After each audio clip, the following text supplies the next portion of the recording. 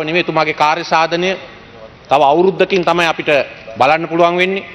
ඒ කටයුතු සාර්ථකව නිම කිරීමට තමන්ගේ ආරක්ෂක සේවාවන් වල විශේෂම ග්‍රාම ආරක්ෂක සේවාවේ ඇතු කරපු ඒ වෙනස්කම් තමන්ගේ අපක්ෂපාතීත්වය පෙන්වා දීමට මේ අවස්ථාවක් කරගන්න හැටියට එතුමාට කාරුණික ඉල්ලීමකුත් කරනවා. ඒ වගේම අපි දන්නවා මේ ආරක්ෂාව පිළිබඳ කාරණාවලදී ලෝකේ රටවල් ඒ ආරක්ෂක උපාය මාර්ගයක් අනුගමනය කරනවා. විශාල රටවල් අපි ගත්තොත් රුසියාව වැනි රටවල් ගොඩබිම් බලවේගයක් යනුව ගොඩබිම පදනම් කරගෙන ඒගොල්ලන්ගේ ආරක්ෂක වාතාවරණය ගොඩනගා ගන්නවා. කුඩා රටක් වුණත් මහා බ්‍රිතාන්‍යය නෙදර්ලන්තය වැනි රටවල් මුහුද පදනම් කරගෙන නාවක බලයක් හැටියට ගොඩනැගෙන්න කටයුතු කළා. මේ අර්ථයෙන් බැලුවාම ලංකාව ගොඩනැගිය යුත්තේ ආරක්ෂාව පැත්තෙන්, ආර්ථිකය පැත්තෙන්, ඒ වගේම කලාපීය පැත්තෙන් අනිවාර්යයෙන්ම නාවක බලයක් හැටියටයි. අපේ නාවක ශේෂ්ත්‍රයට අපගේ අඩු අවධානයක් යොමු වෙලා තියෙනවා. අපේ රට වගේ 23 ගුණයකට ආසන්න ප්‍රමාණයක් අපට අපගේ බල ප්‍රදේශය හැටියට මුහුදේ අපට එක්සත් ජාතීන්ගේ ඒ ඩිලිමිටේෂන් ක්‍රියාදාමය තුල ලැබෙන නියමිතයි. එදා 2009 දී කාර්යාවලියට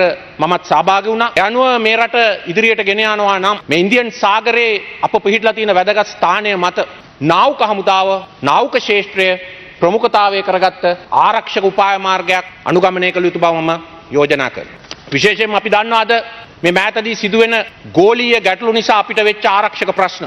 එදා සෝවියට් සංගමය සහ ඇමරිකා එක්සත් ජනපදයේ අතර තිබිච්ච ගැටුමට අපේ රට මතුවීම නිසා 1980 ගණන් වල ඇතිවෙච්ච ඒ LTT ත්‍රස්තවාදී කැරලිකාරීත්වයට බරපතල ශක්තියක් ඒ ගැටුමත් එක්ක ලැබුණා. මොකද අපේ රාජ්‍ය ඇමරිකාවට පක්ෂපාතී විදේශ ප්‍රතිපත්තියක නියැලිච්ච නිසා ජාවද්දන ජනාධිපතිතුමා. දැන් නැවත වතාවක් එවැනි ආරක්ෂක ප්‍රශ්නයක් මතුවෙමින් තියෙනවා. මේ මෑතදී අපි දැක්කා QUAD නමින් quadrilateral security arrangement එකක් බලගතු රටවල් 4ක් ක්‍රියාත්මක කළා. ඇමරිකා එක්සත් ජනපදයේ, ඒ වගේම ජපානයේ, ඉන්දියාව හා ඕස්ට්‍රේලියාව. මේ ඉන්දියානු සාගරයේ චීන බලපෑම නතර කිරීම සඳහා ඒ සිදු කරන බව තමයි ප්‍රකාශ වෙන්නේ. ඒක ආසියානු නේටෝව හැටියට අඳුනාගෙන තිබෙනවා. අපි නැවත වතාවක් අර පරණ පරපුරුද්ද මත මේ බලකඳවුරු න්‍යායට අපි හසු වුණොත් අපි කුඩා රටක් හැටියට අපි අනිවාර්යයෙන්ම අපේ ස්වෛරීත්වයත් ඒ වගේම අපේ රටේ ස්ථාවරත්වයත් බිඳ වැටෙනවා. මොකද ඒ බලගතු රටවල් වල යුදමය උපාය මාර්ගයේ කොටසක් හැටියට ඒ සීතල යුද්ධයේ කොටසක් හැටියට අපි පාවිච්චි වෙන්න ගියොත් අපි අනිවාර්යයෙන්ම ව්‍යසනයට පත් වෙන නිසා අපේ උපාය මාර්ගය ආරක්ෂක උපාය මාර්ගය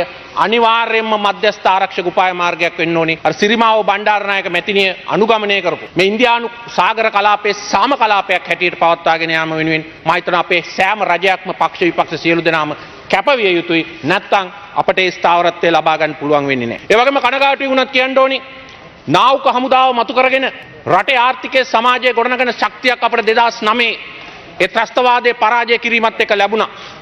විශේෂයෙන්ම අපේ නාවික හමුදාව එදා අපිට ගොඩබිම් මාර්ගයේ අහිමි වෙලා තියෙන වෙලාවේ තිරිකුණාමලය හරහා යාපනයේට LTT ප්‍රහාර මැද්දේ මුහුදු කොටි ප්‍රහාර මැද්දේ සැපයුම් ජාලය කරගෙන ගියා. අතිමහත් කීර්තියක් නාවික හමුදාවට මේ හරහා ලැබුණා. ඒ හරහා අපට තිබුණා ප්‍රතිප්‍රහාරයන් එක්ක කොටි මුහුදු කොටි බලකායේ ප්‍රතිප්‍රහාරයන් එක්ක භාණ්ඩ හා සේවා ප්‍රවාහනය කිරීමේ ලබාගත් අත්දැකීම ජාත්‍යන්තරව භාවිතා කළා දවන්ත ව්‍යාපාරයක් බවට මේ කලාපේ නාවික ආරක්ෂක ක්ෂේත්‍රය අපේ නාවික හමුදාව යොමු කරන්න. නාවික හමුදාවේ කාර්යය කරගෙන ගියා. නමුත් මොකද වුනේ 2012 දී පුජ්‍යලික ජාවාරම්කාරයෙකුට ඒ ව්‍යාපාරය පවරලා දීලා ඔහු කෙටි කලක් ඇතුළත රුපියල් මිලියන 10000කට වැඩි ප්‍රමාණයක් තමන්ගේ සාක්කුවේ දාගත්තා. අපේ යහපාලන පාලනය ඇවිල්ලා තමයි නාවික හමුදාව විසින් ජීවිත පූජාවෙන් දිනාගත්ත ජාත්‍යන්තර ගෞරවය කොල්ල කාපු ඒ පුජ්‍යලික ජාවාරම්කරුවන්ගෙන් නැවත නාවික හමුදාවට ඒ ශක්තිය ලබා දුන්නා. ඉතින් පණ අනපනත් වල තිබෙන ප්‍රශ්නත් වෙනස් කරලා අපගේ නාවික හමුදාව කීර්තිමත් ආකාරයට මේ නාවික ශේෂ්ත්‍රයේ දීවර ශේෂ්ත්‍රයේ ආරක්ෂක ප්‍රශ්න වලට අද සෝමාලියාවේ ඇතුළු ඒ ප්‍රදේශවල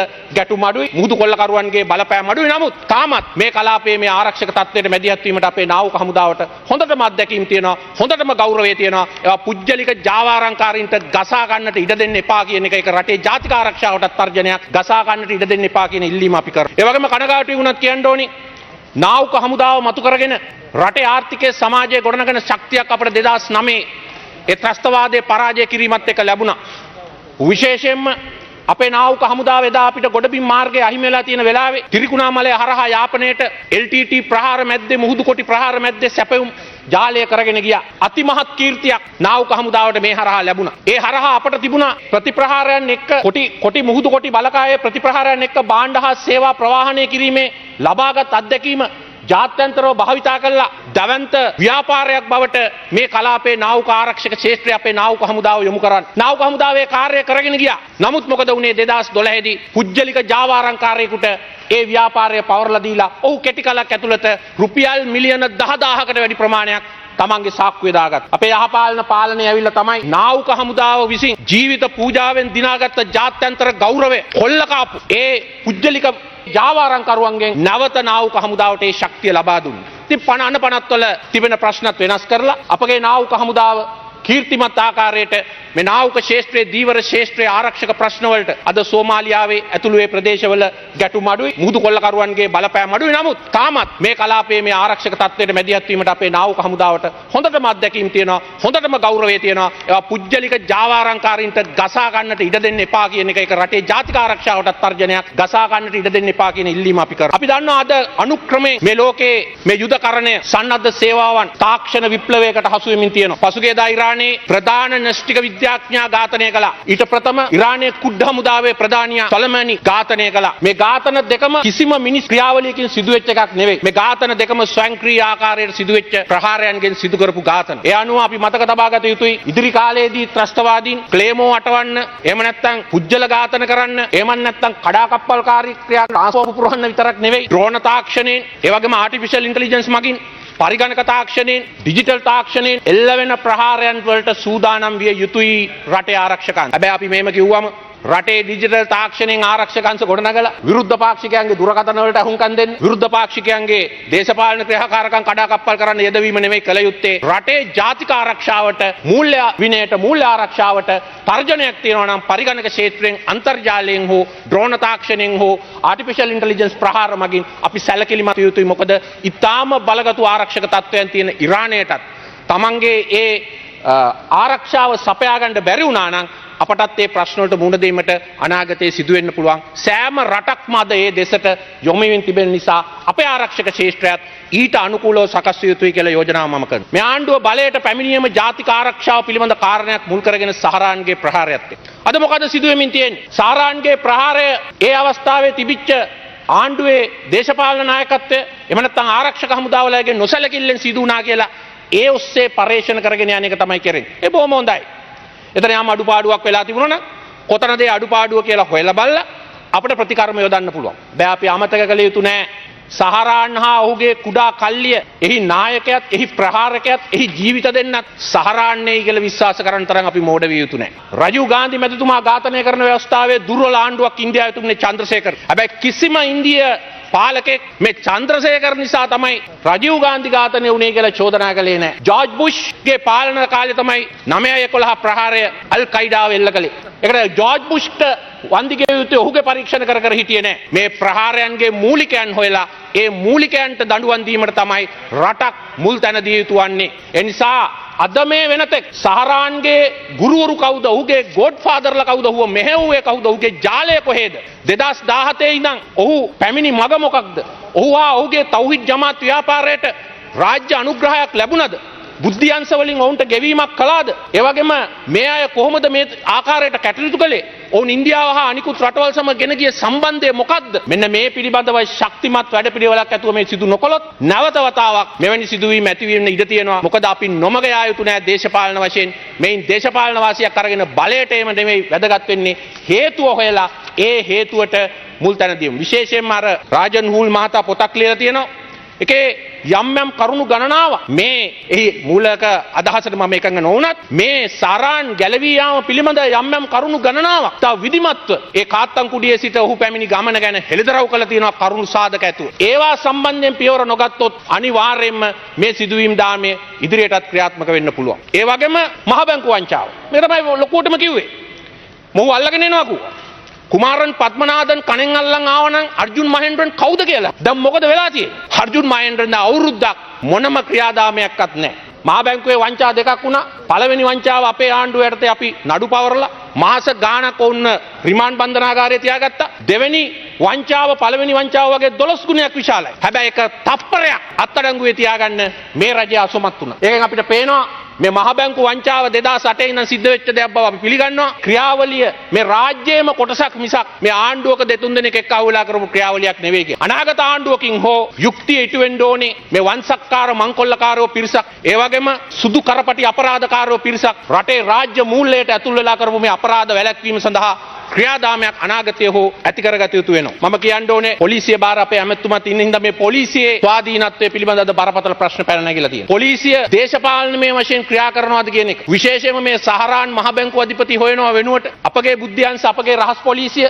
අපගේ අපරාධ අංශයේ CCD අද මේ දේශපාලකයන් පසුපස හඹා යමින් දේශපාලකින්ට දඬුවම් දීම සඳහා විරුද්ධ දේශපාලකින් මර්ධනය කිරීම සඳහා ආවියක් හැටියට යොදා ගැනීම ගැන අපි තාම කනගාටුවටපත් වෙනවා. ඒකේ ගොදුරක් බවට ශානි අබේසේකර මැතිතුමා පත්වීම ගැනත් අපි කනගාටුයි. ඔහු දේශපාලනයකින් තොරව කොයි පක්ෂයකටත් දඬුවම් දෙන්න ඉදිරිපත් වුණා. අපේ ෆීල්ඩ් මාර්ෂල් තරත් පොන්සේක මැතිතුමා මෙතන ඉන්නවා. එතුමාගේ පෞද්ගලික ගිනියවිය අත්අඩංගුවට ගන්න ගිය පුද්ගලයාත් ශානි අබේසේකර මහත්මයාමයි නේද? ගරු මන්ත්‍රීතුමා මතක් කර නිසා ශානි අබේසේකර තමයි ගිනියවිය අරන් ගියේ. ගිනියවිය විතරක් නෙමෙයි. මම අත්අඩංගුවට ඇදගෙන ගියාම ඊට පස්සේ මම රෑ 9ට විතර ඇදගෙන ගියා.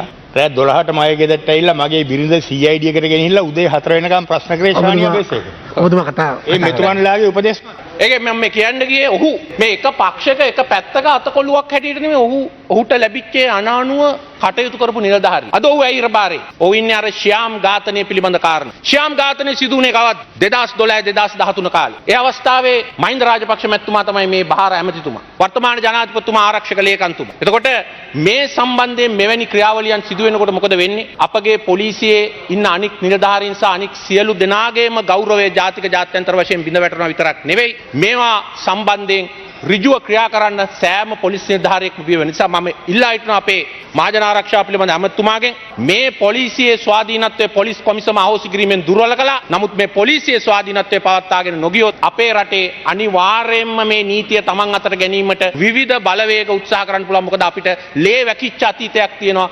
කැරලිකාරී අතීතයක් තියෙනවා මේවැනි සිදුවීම් නිසා ඇති වෙච්ච. මම තව කාරණයක් මතක් කරන්න කැමතියි මේ අවස්ථාවේ මේ ස්වදේශ කටයුතු අමාත්‍යාංශය. ඒක මේ රටේ රාජ්‍ය පරිපාලනයේ ප්‍රධාන කොටසක්. ඒක කිසිසේත්ම සුදුසු නෑ ආරක්ෂක අමාත්‍යාංශයත් එක්ක එකට පවත්වාගෙන යන්න. ඒක වෙනම පාලනය වෙනවා වෙන්න පුළුවන්. නමුත් ලෝකයට මේන් ලැබෙන ප්‍රතිරූපය එච්චර හොඳ එකක් නෙවෙයි. මේ රටත් කිසියම් ආකාරයකට බැරැක්ක කරණයට ලක් වෙච්ච අර්ධ මිලිටරි රාජ්‍යයක් බවට අර්ථ නිරූපණය කරන්න ඕනෑම කෙනෙකුට හැකියාව ලැබෙනවා මේ ක්‍රියාවලිය නිසා. ඒ නිසා මම ජනාධිපතිතුමා අගමැතිතුමාගෙන් ඉල්ලා හිටිනවා මේ ස්වදේශ කටයුතු අමාත්‍යාංශය අපේ දිසා ලේකම්වරු ප්‍රාදේශීය ලේකම්වරු ඇතුළු ඒ පිරිස වෙනම අමාත්‍යාංශයක් යටතේ ජ්‍යෙෂ්ඨ ඇමතිවරයෙක් යටතේ පරිපාලනය වෙන ක්‍රියාදාමයක් බවට පරිවර්තනය කරන්න. එහෙම නැත්නම් අපේ ජාත්‍යන්තර ප්‍රතිරූපය අපට අත්‍යවශ්‍යම අවස්ථාවක මේ වෙලාවේ ඒකට විශාල ගැටලුවක් ප්‍රශ්නයක් පැන නැගෙන්න ඉඩ ලැබේ. ආර්ථික ප්‍රශ්න අපි බිඳ වැටුනොත් ඒක අපිට ආරක්ෂක වශයෙන් බිඳ වැටෙන්න හේතු වෙනවා. අද ලෙබනනය සිද්ධ වෙලා තියෙන දේ ලෙබනනයට ණය ගෙවා ගැනීමට නොහැකිව අඩා වැටීමකට ගොදුරු වුණා. ඒ ගොදුරු වීමේ ප්‍රතිඵලයක් හැටියට එහි ආරක්ෂක තත්ත්වය, එහි ප්‍රජාතන්ත්‍රවාදය අනිවාර්යයෙන්ම අපි දන්න අභියෝගයට ලක් වෙනවා. වෙනිසියුලාවට ඒ කාරණේ සිද්ධ වුණා. කවර හේතු මත හරි. ඒ නිසා මේ ආර්ථික අර්බුදය ආර්ථික වශයෙන් තියෙන ස්ථාවරත්වය මේ ආරක්ෂක ස්ථාවරත්වයත් එක්ක එකට යා යුතුයි. ඒ වගේම ආර්ථික කඩාවැටීම් වලින් මතුවෙන ගර්භස්ථාන විනාඩි 2යි තිබෙන්නේ. ඒ ආර්ථික කඩාවැටීම් වලින් මතුවෙන දේශපාලන අස්ථාවරත්වය මර්ධනයෙන් පාලනය කිරීමට කිසිසේත් හැකියාවක් ලැබෙන්නේ නැහැ. ඒ නිසා මේ දෙක එකට යනවා. මේ ආර්ථිකමය වශයෙන් අපි බරපතල අර්බුදයකට පැමිණලා තිබෙන බව ජාත්‍යන්තර ශ්‍රේණිගත කිරීම වලින් පහලින් පහලට ඇද වැටෙන අපිට දැන් වැටහිලා තියෙනවා. ඒ නිසා අපි ඒ සම්බන්ධයෙන් පුළුල් වැඩසටහනක් ගෙන ගියේ නැත්නම් මෙහි බරත් අවසානයේ ආරක්ෂක හමුදාවලට ආරක්ෂක අංශවලට පැටවිලා රටේ මේ මගින් මතුවෙන දේශපාලන කලකෝලහල කැළඹිලි මර්ධනය කිරීමට හමුදා යොදවා ගැනීමට සිද්ධ වීමෙන් තවත් ප්‍රශ්න වලට මුහුණ දීමට සිදු වෙනවා. ඒ නිසා මේ ආර්ථික ස්ථාවරත්වයයි මේ දේශපාලන ස්ථාවරත්වයට ඒ වගේම දේශපාලන ස්ථාවරත්වය දැන් තියෙනවා මෙතන. හැබැයි ආර්ථිකය කඩා වැටුණොත් රටබං කොලොත් වුණොත් මේ කිසිම ස්ථාවරත්වයක් පවත්වාගෙන යන්න නොහැකි වෙන බවත් ප්‍රකාශ කරන්න ඕනේ. රාජ්‍ය ඇමති චමල් රාජපක්ෂ මහතා ඉන්න අවස්ථාවේදී පොඩි කාරණයක් කියන්න ඕනේ. අද යුද හමුදාවේ සේවය හැරගිය පිරිස් සම්බන්ධයෙන් ඒගොල්ලන්ට නැවත සේවයට පැමිණුණාට පස්සේ ලැබෙන විශ්‍රාමික දීමනා සම්බන්ධයෙන් ගැටලුවක් තියෙනවා. ඒ පිළිබඳ ශ්‍රේෂ්ඨාධිකරණ තීරණයක් තියෙනවා. කරුණාකරලා ඒ දුක් ගැනවිල්ල ගැනත් සොයා බලන්න කියලා මම ඔබතුමාගෙන් මේ අවස්ථාවක් කරගන්නවා. එසේ කියමින් මේ ජාතික ආරක්ෂාව පිළිබඳ කාරණේ තොරම්බල් කරන්න දේශපාලන වාසිය ලබා ගන්න යොදාගත යුතු දෙයක් නෙවෙයි. මේක මේ රටේ පක්ෂ විපක්ෂ සෑම දේශපාලනයකටම ඉහළින් තියෙන බලගතු දෙයක්. මොකද රටක ස්ථාවරත්වය, රටක පැවැත්ම ජාතික ආරක්ෂාවේ ශක්තිය මගින් නිර්ණය වෙන නිසා, තීරණය වෙන නිසා. ඒ නිසා අපි ඉල්ලා හිටිනවා මේ රජයෙන් මේ රටට ඉදිරි අනාගතයේ අත්‍යවශ්‍යයි මේ ජාත්‍යන්තරමය වශයෙන් හොඳ ප්‍රතිරූපයක්. ඒ ප්‍රතිරූපයට කැළල් වෙන ආකාරයට අපේ ආරක්ෂක අංශවල ක්‍රියාදාමය යොදා ගන්නට එපා. එය මේ ලෝකයට ආදර්ශයක් වෙන විදිහට ත්‍රස්තවාදය මර්ධනය කිරීමෙන් ලබාගත්තේ කීර්තිය ලෝකයට ආදර්ශයක් වෙන විදිහට ඉදිරි කාලයේදී භාවිතා කරන්නයි කියලා ඉල්ලා සිටමින් මම නිහඬ වෙනවා.